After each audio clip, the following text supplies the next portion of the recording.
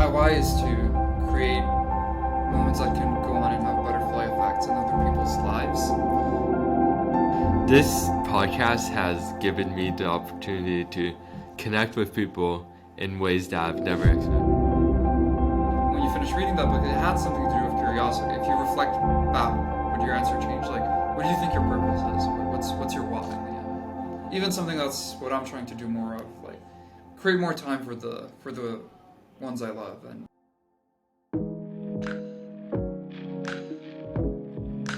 Thank you for joining us on the Quoting Life podcast. It would mean the world to us if you could just follow us on Spotify, Instagram, and YouTube.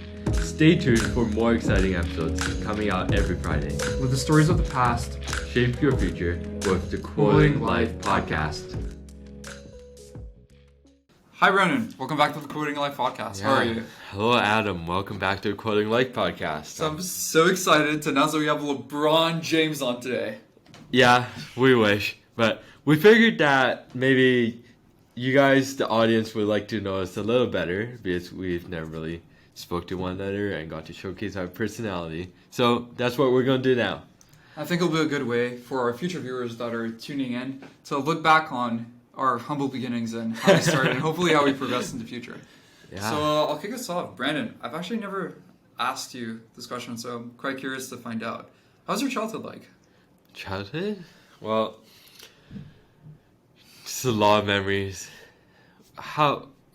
When does my childhood end? At what age? I don't know. It kind of depends on you, I guess. I Where guess do you think your childhood ended? I was born in the outskirts of Los Angeles, and I can proudly say I went to Disneyland for free for a few times. But that part of my life I don't remember. Then I went to China to live with my grandparents for 1.5 years before moving to Canada.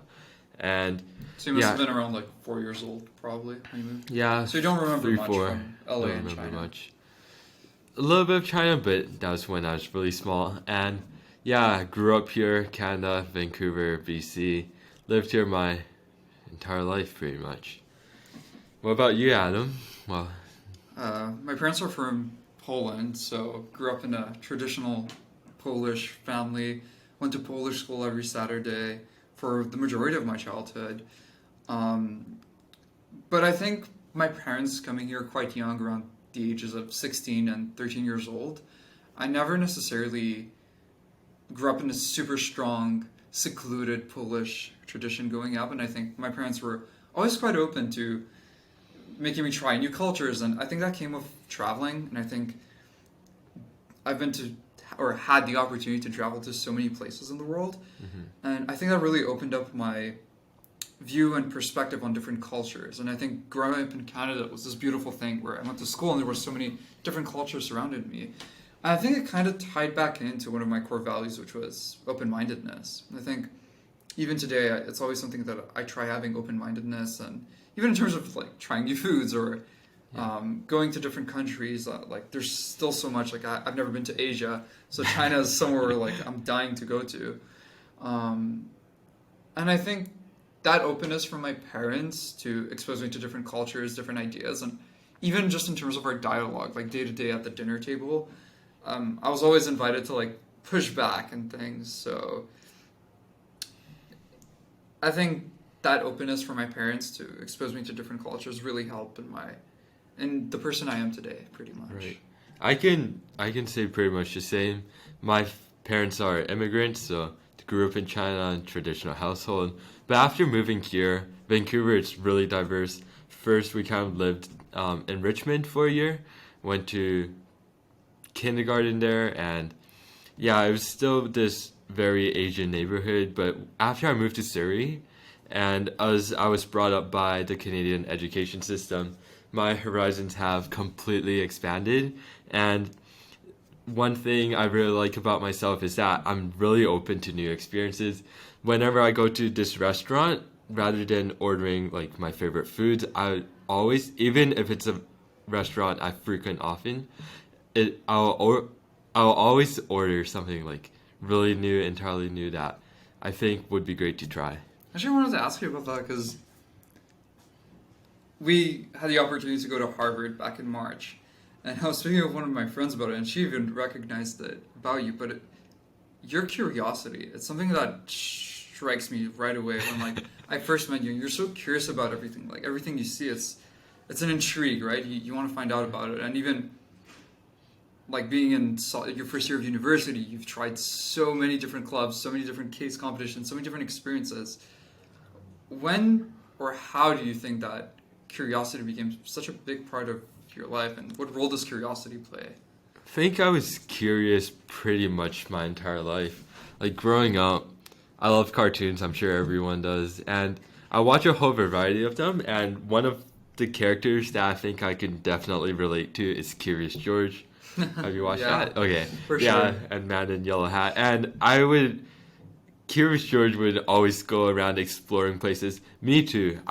Like, during the pandemic, when there's nothing to do, I would go somewhere completely random, like transit somewhere, and then try to just explore some random neighborhood and find my way back. I really love just exploring whatever is out there, learning more about the world, expanding my horizons, and I love feeling like I'm learning. I love learning, and I love just having this understanding of the world, systems, how everything operates, how everything comes in together. And I think that's been shown in university. I guess you can say that through. I've joined quite a few clubs, um, some as normal members, some as an executive, and they would all be on different topics. I guess different uh, areas of business. Do you think that sort of goes into your purpose? Because I remember I gave you a book that kind of was along those lines, right? Trying to find your purpose, trying to find your must. And I remember you kind of told me that when you finished reading that book, it had something to do with curiosity. If you reflect back, would your answer change? Like, what do you think your purpose is? What's your why? Well, I've been trying to figure out my why ever since our profs brought it up at the start of the year. I still haven't found it yet. Like, I have absolutely no clue what my why is, why I'm here in the first place. Because people's whys always sound like they're trying to help other people, but for That's true. me, it's kind of like this inert curiosity to explore the world and just to enjoy it, enjoy the moment, live life. I kind of need to do that a little more, especially since finals is coming up, school year's wrapping up. Do you almost feel like it's a pressure in the formulation of your why to like have it something to do with others? Since like most whys, as you say, have to do with others, or do you feel like that's kind of a pressure in formulating your why? I'd say so. But I've never really truly felt like I discovered my why. Maybe it's because it's rapidly changing.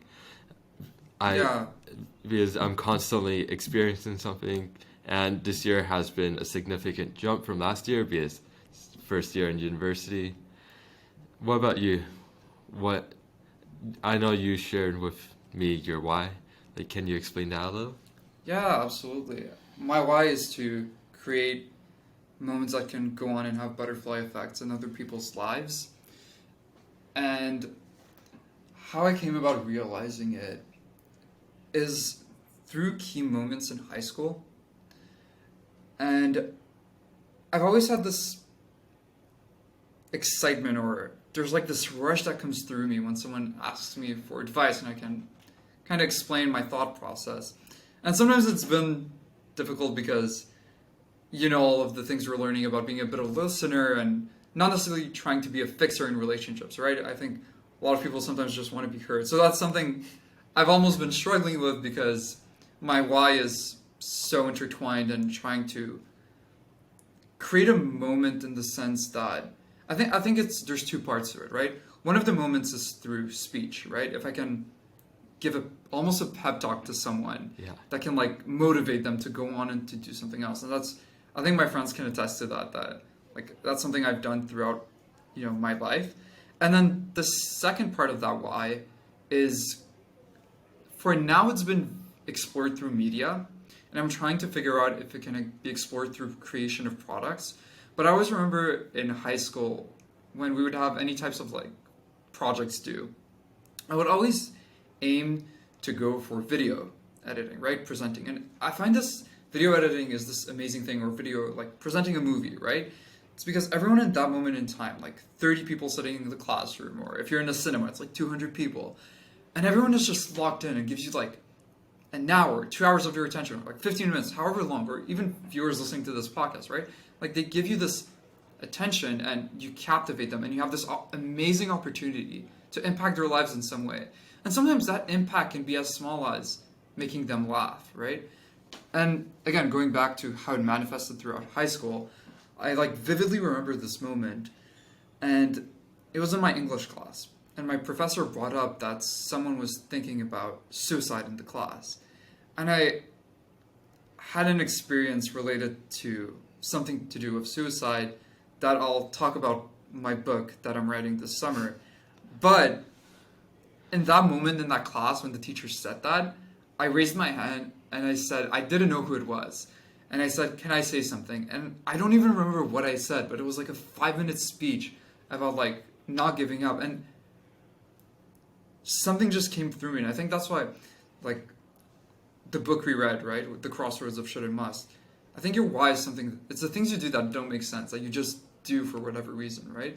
I think, like, going back to you again, I remember Simon Sinek said, if you want to know your why, ask your friends, and they'll tell you, right? Like, why are we friends? And then usually, and I think the reason why I'm friends with you, it's your why. I think your why is so intertwined in your curiosity, and because it doesn't make sense, right? It's just this thing that you do for no reason. So, long answer, but in short, my why is to create moments for others that go on and have butterfly effects in their lives. Yeah, and I think our whys are really compatible for this podcast. Yeah, It's- precisely. Yeah, you enjoy making podcasts, and I really enjoy listening to other people, their perspectives, their experiences. Yeah, exactly. And I think that's why I think we kind of resonated together to make this podcast happen.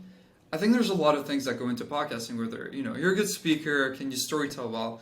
But I think almost all of those things can be taught. But something that you can't necessarily teach is innate curiosity or wanting to create something for others. And I think our whys being different but still working with podcasting makes us like a good match for this. And we'll see where we can take this down the road. Yeah, so what are your goals for this podcast? What are my goals for this podcast? I think maybe to be an interesting place on why the idea came about from my end. And I was introduced to the world of coffee chats earlier on this year. And I realized, well, wouldn't people be more likely to accept invites for coffee chats if it was presented to an audience, right? And it's demanding of someone's time to ask them to have like a 30-minute conversation with you. But if suddenly the request is to have a conversation in front of 100 or 500 people, that greatly changes. That's where the idea of podcasting came from. It was, okay, I'm already having these chats with these incredible people. Why not just record it and share it to the public? What was your initial question? It was, what are your goals for this podcast? Yeah. So where What do are you my see it goals? So, going? for me, if we have 10 viewers per episode, but those 10 people derive great benefit from it and feel motivated by the conversations you have, that's what I'm aiming for, right? And obviously, like, we'll try to reach as many people as possible through the different things we do. But innately, my goal, if we can impact people's lives that way, that would be great. Right. And the person from Vietnam, thank you for watching our episode. Yeah, we have one person from analytics in Vietnam, so shout out to you. Yeah, hope you continue on watching. It's really crazy knowing someone on the other side of the world might be listening to this. Yeah, and who knows, might get more crazier. Maybe we'll get someone from Madagascar. Maybe someone from Mars, if Elon sends somebody there. In the future. So, Brandon, those were my goals. What are your goals for the podcast? I've never thought deeply about it.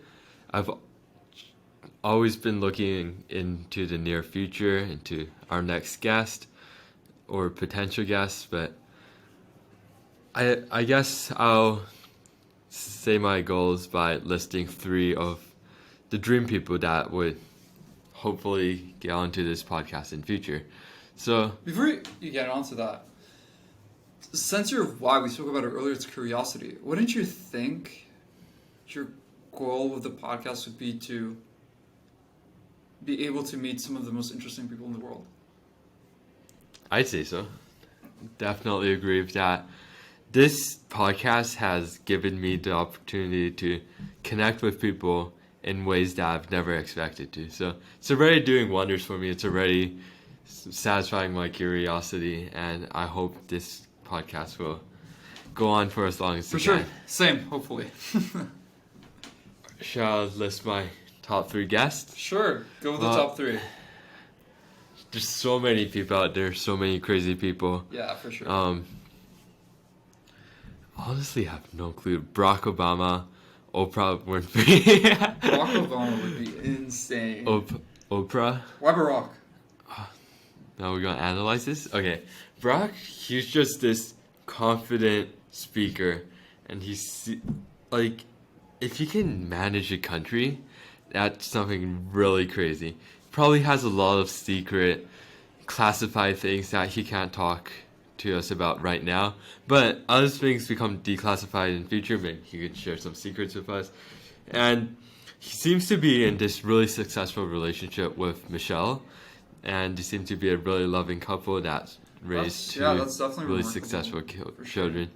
Yeah, so it's like a balanced family. And I think really something want that. about Barack was he almost seemed more human than some of the other presidents. I was watching his Sandy Hook speech literally yesterday, and he's like crying, like wiping a bit of tears like during it. But like most presidents that came before him were kind of just, typical politicians, right? Coming from like big dynasties in the States. So yeah, Barack would be amazing. All right, second, Oprah Winfrey. Oprah Winfrey. Well, she's also got this amazing way with words. I read her book and some biographies about her, and yeah, she's just this really talented speaker that can For sure. make people feel emotions, like do whatever she wants to. Most of the time it's joy, it's like sadness, stuff like that. And I think words are power. One of the main reasons I decided to do this podcast is to practice my speech, practice conversations, talking with people. And I think I really need work with that. So I've been trying to speak with more people, reaching out, and this is really helping me. And Last one. third person, probably be some sort of entertainer.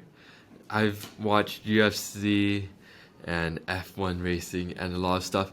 Maybe Conor McGregor. I know he's highly controversial. And I don't know how. Oh, he's so funny. I don't know if the conversation would be good, but I know he's this tremendous businessman. Even if it's in showbiz, I think he knows a lot about selling tickets, 100%. creating an audience, captivating people's attention, and he's also got this whiskey business on the side.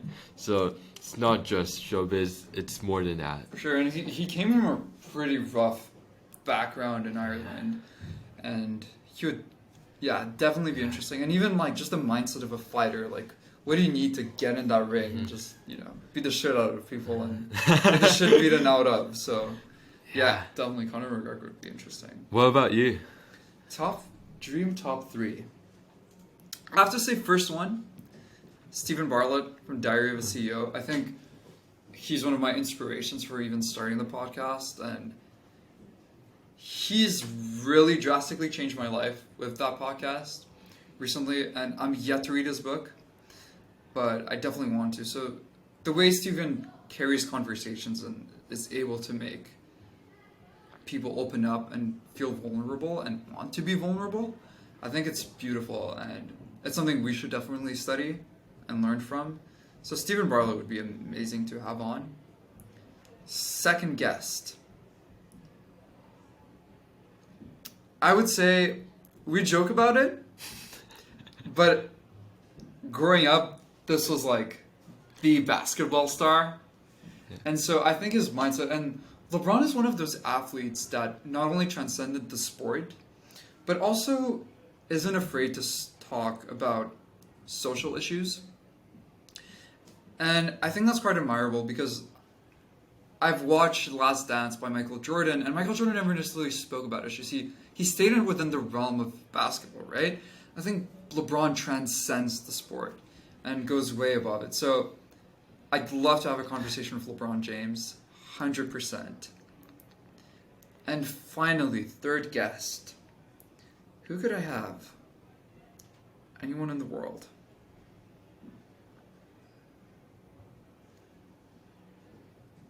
I would have to say Simon Sinek.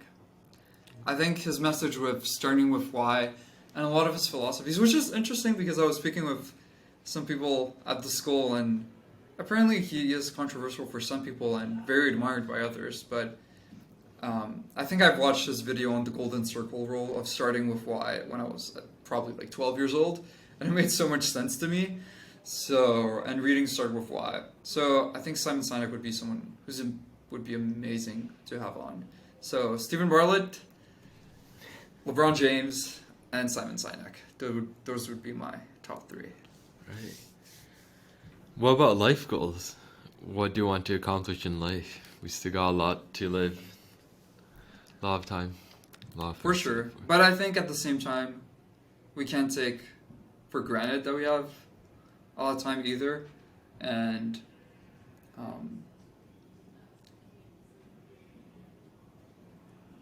I think if I end my life trying to live by my why and trying to live by my values every single day, I think that's a honorable dream to have. If I'm able to do that and I'm able to create a moment for others that can go on and have a butterfly effect into their lives, I think that's the biggest dream I can have. Like if I can do that for the whole world, that would be the biggest dream. And I don't know how I would achieve that. Would it be a film? Would it be a book?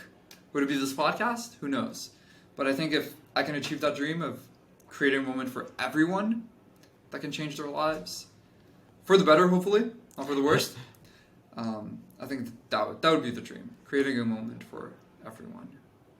Right. How about you? What are your dreams? Well, I have some pretty wild and crazy dreams. I think one of them would be to go on a rocket ship.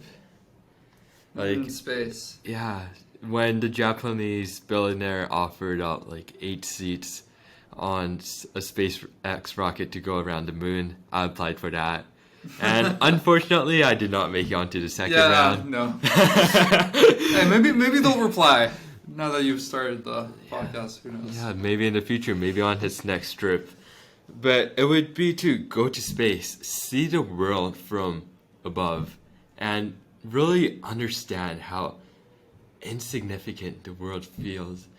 And I think if I ever get to experience that, I would know how to live my life more properly, pursue what I want and stuff like that. Because right now, I don't know if this applies to me, but maybe I'm spending too much time on homework, worrying about the little things and living my life day to day without really chasing this huge dream, because I still don't know what I truly want from life. And another thing would be to marry the love of my life and find fulfillment in the little things with someone really special and dear to me. I think I was even Jay Shetty, who wrote 8 Rules of Love. He was saying that it's also important to take into consideration all the other types of loves we have in our life. I think we focus on romantic love so much, but I think there's something beautiful in family love or friendship love. I think when it all comes down to it and what's like the meaning of life, maybe there really is something in that, right? Just pursuing those types of love, right? Whether it's romantic, friendship, or family, and even something that's what I'm trying to do more of, like create more time for the ones I love, and Right. even messaging my parents that I love them. And I think it's so important because time is short. I think we have to make the best of the opportunities for love that we have. Totally agree with that. So, Brendan, I think we should end this podcast how we end all of our other podcasts, with a quote. I have a quote for you, and it has to do with your theme for today, curiosity. So this was said by Eleanor Roosevelt, who was the first lady at one point in time. I think at a child's birth, if a mother could ask a fairy godmother to endow it with the most useful gift, that gift would be curiosity. What do you think about that? Do you think curiosity is the greatest gift someone can have? Yeah, I think it's really precious. It gives you meaning and it gives you fulfillment. It gives you a purpose. It gives you something to chase after. So with curiosity, life just feels complete for me. And I don't know about other people. I've always felt like I was more curious than others, but I hope everyone can get the same satisfaction from curiosity from me, from discovering the little things, from finding out like what's going to be under the next rock I turn over. And yeah, it gives you something to chase after. It gives you... Life is never mundane when you're curious. That's a nice way to put it. And I got a quote for you too. Sure. It's more of a saying. It's like, people get more flowers when they're in the grave than when they're alive. What are your thoughts on that? I think it goes right back to what we were saying about love, right? We don't appreciate the opportunities or the time we have to spread that love. And when someone's gone, we're like, oh shit, that's it, right? And we won't have another opportunity to show them. And I think it's so ironic that we like put flowers when, they're not receptive to it. Or maybe they are, if there is an afterlife and they're watching over us.